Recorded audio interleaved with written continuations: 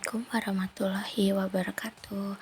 Halo semuanya, perkenalkan nama saya Maya Destiana Fauzi dengan NIM 24210104066.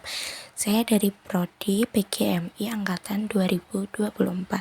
Di sini saya akan menjelaskan tentang studi fikih Islam.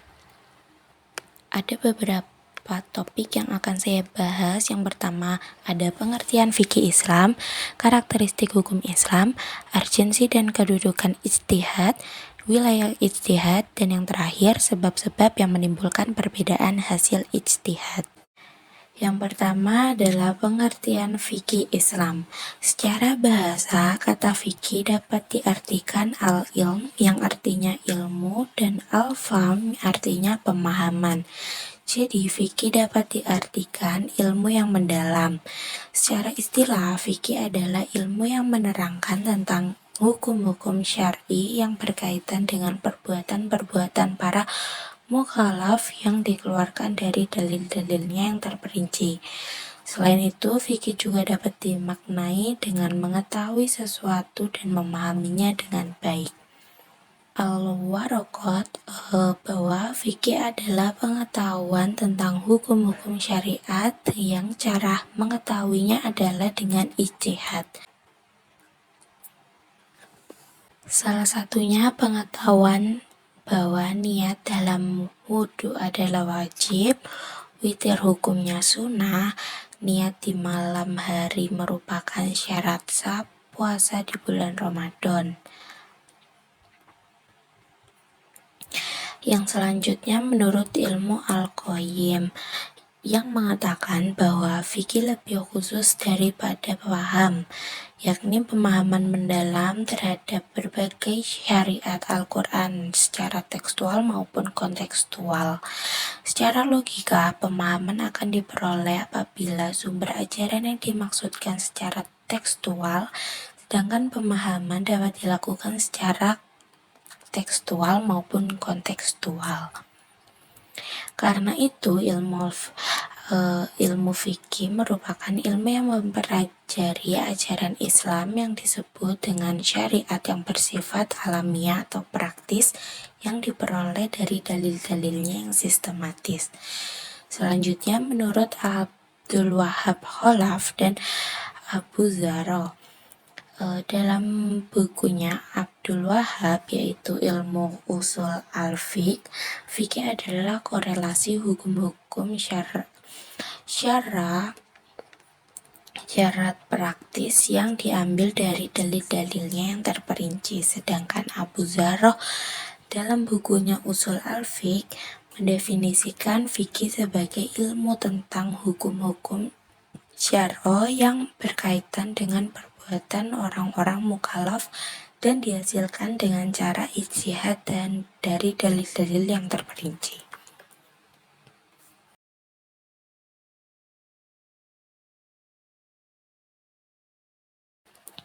Selanjutnya, karakteristik hukum Islam.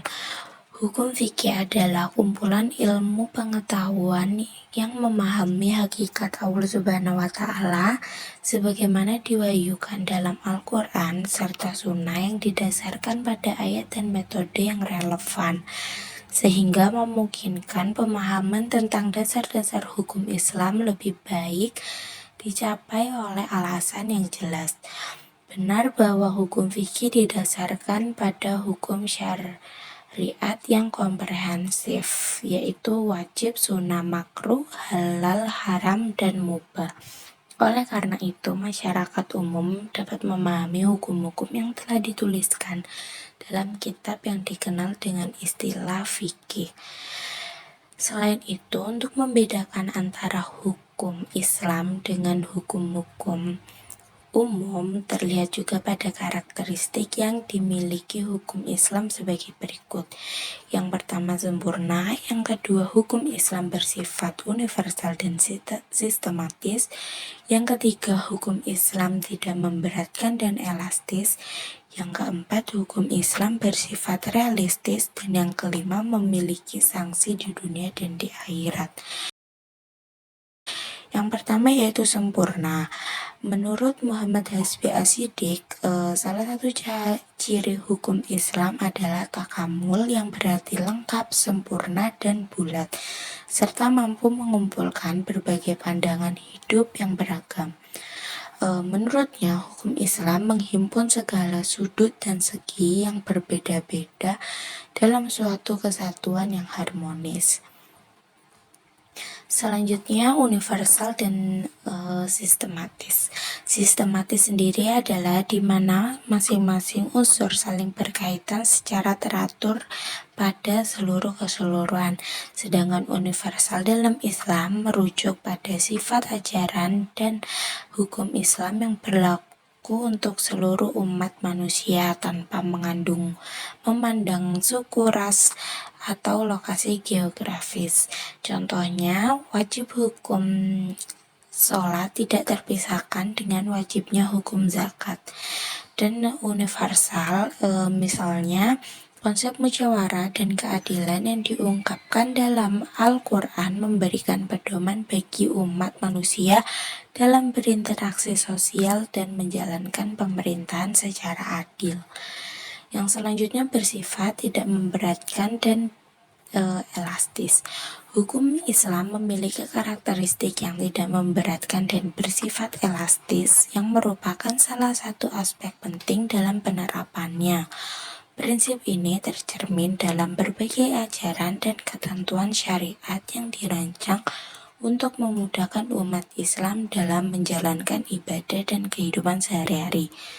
Seperti tayamum bagi orang yang tidak dapat menemukan air untuk bersuci, atau juga kekeringan bagi ibu hamil dan menyusui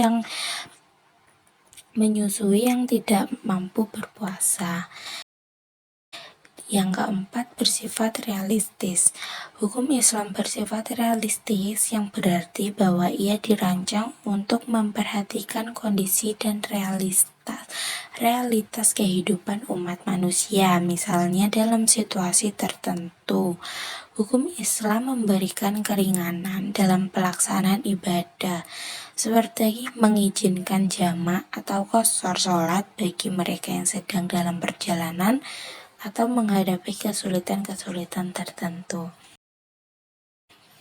Yang terakhir, memiliki sanksi di dunia dan di akhirat. Hukum Islam mengandung konsep sanksi yang berlaku di dunia dan di akhirat, yang mencerminkan keadilan Allah Subhanahu wa Ta'ala terhadap setiap perbuatan manusia, seperti korupsi yang dituntut untuk mengembalikan apabila masih ada, atau membayar ganti rugi jika di dunia. Beda dengan hukum Islam yang memiliki sanksi hukumannya kepada mereka yang bersalah di akhirat, yaitu neraka. Bahkan sanksi tersebut lebih berat daripada di dunia. Bab selanjutnya yaitu urgensia dan kedudukan ijtihad. Kata ijtihad berasal dari kata bahasa Arab yang berarti pencurahan segala kemampuan untuk memperoleh sesuatu dari berbagai urusan. Ringkasnya, sungguh-sungguh atau bekerja keras dan gigih untuk mendapatkan sesuatu. Urgensi ijtihad adalah suatu kenyataan bahwa kita selalu dihadapkan pada berbagai persoalan yang membutuhkan ketentuan hukumnya. Para ulama terdahulu telah bekerja dengan bersungguh-sungguh untuk masa dan generasinya. Mereka menyelesaikan berbagai persoalan yang terjadi di sekitarnya dan bahkan banyak manfaatnya sampai kepada kita melalui kitab-kitab fikih yang mereka susun dalam karya yang mereka tulis. Akan tetapi masa terus berubah dan di lapangan hidup manusia yang terus berkembang dan maju, akibatnya banyak peristiwa-peristiwa baru yang belum pernah terjadi sebelumnya. Bab yang keempat yaitu wilayah ijtihad. Ijtihad adalah usaha sungguh-sungguh untuk memahami dan menerapkan hukum Islam pada situasi baru yang tidak diatur secara eksplisit dalam teks-teks suci. Menurut para ulama, wilayah ijtihad sendiri terbagi menjadi dua kategori utama, yaitu Yang pertama, persoalan tanpa nas. Hal ini mencakup masalah-masalah yang tidak memiliki petunjuk dari Al-Quran atau hadis sama sekali. Persoalan tanpa nas dalam konteks hukum Islam merujuk pada situasi di mana tidak ada teks atau nas yang eksplisit dari Al-Quran atau hadis yang mengatur suatu masalah tertentu. Dalam hal ini, para ulama dan mujtahid harus menggunakan metode ijtihad untuk menentukan hukum. Yang B, persoalan dengan nazani. Persoalan mengenai nazani dalam konteks hukum Islam berkaitan dengan pengertian dan penerapan teks-teks keagamaan yang tidak memiliki kepastian makna. Ini adalah persoalan yang memiliki nas, tetapi sifatnya tidak qot'i atau definitif, melainkan bersifat dugaan atau interpretatif. Bab yang selanjutnya yaitu sebab-sebab yang menimbulkan perbedaan hasil ijtihad.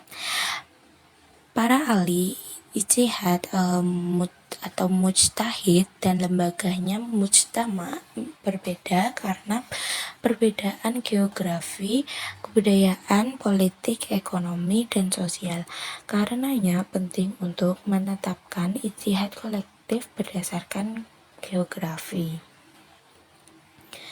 Perbedaan hasil ijtihad dalam Islam terjadi karena berbagai faktor yang mempengaruhi cara para mujtahid atau ahli ijtihad dalam menafsirkan dan menerapkan hukum syariah. Berikut ini adalah berbagai penyebab utama yang menimbulkan perbedaan-perbedaan tersebut. Yang pertama, perbedaan dalam metode memahami ayat Al-Quran. Para ulama sepakat untuk menyatakan bahwa Al-Quran merupakan dasar pokok dan utama serta pertama bagi para mufti dan berijtihadnya, sebab setiap masalah harus dikembalikan kepadanya sebagai sumber hukum pertama dan utama. Para sahabat masih harus mencari-cari orang yang benar-benar memahami masalah asbab al-nuzul. Meskipun dengan demikian, masih saja terjadi perselisihan dan perbedaan pandangan di antara mereka. Yang selanjutnya, perbedaan dalam metode memahami al-sunnah. Para sahabat yang masuk Islam lebih dahulu lalu menghabiskan waktunya untuk menyertai Rasul dan wawasan mereka dalam kemampuan memahami nas lebih sempurna dibandingkan dengan sahabat yang masuk Islam yang belakang dan waktu mereka digunakan untuk menyertai Rasul hanya sedikit. Dalam keadaan inilah maka hadis Nabi yang diterima para sahabat tersebut tidak sama dan terjadilah perbedaan dalam memahami al-sunnah. Yang ketiga yaitu perbedaan metode ijtihad di kalangan sahabat. Dalam prosedur penerapan metode penentuan hukum Islam, para sahabat selalu menggunakan berbagai metode atau cara jika masalah tersebut tidak ditemukan hukumnya dalam Al-Quran dan hadis. Maka untuk menetapkan hukumnya, mereka menggunakan ra'yu atau ijtihad, artinya setelah merenungkan atau menyelidiki masalahnya dan mencari yang benar di antara dalil-dalil yang maka untuk menetapkan hukumnya mereka menggunakan ra'yu dan ijtihad. Artinya setelah merenungkan dan menyelidiki masalahnya dan mencari yang benar-benar di antara dalil-dalil yang bertentangan, baik pada akhirnya diputuskan sendiri maupun ditempuh dengan jalan yang lainnya. Karena faktor penetapan seperti itulah terjadi perselisihan di antara mereka sesuai dengan arah dan tujuan masing-masing. Sekalipun demikian, perselisihan di antara mereka tidak sampai meluas seperti yang terjadi pada masa-masa sesudahnya. Yang terakhir, metode ijtihad di kalangan tabi'in. Pada masa tabi'in, kedudukan ijtihad sebagai salah satu alat untuk menggali hukum Islam semakin luas, sekalipun prinsip musyawarah sudah terlihat agak menurun dan kurang berfungsi. Hal ini terjadi karena banyaknya para ulama yang sudah terpencar ke seluruh wilayah Islam, sehingga prinsip tersebut sulit dilaksanakan, serta pecahnya suhu politik di kalangan kaum muslimin dan masalah kepemimpinan. Setelah wafatnya Utsman bin Affan, hal ini terbagi menjadi 4 kelompok, yaitu kelompok Khawarij, kelompok Syariah, kelompok Muawiyah, dan kelompok Murji'ah. Baik, itu saja yang dapat saya sampaikan. Apabila ada pertanyaan, bisa komen di kolom komentar. Kurang lebihnya mohon maaf dan terima kasih telah mendengarkan presentasi saya kali ini. Wassalamualaikum warahmatullahi wabarakatuh.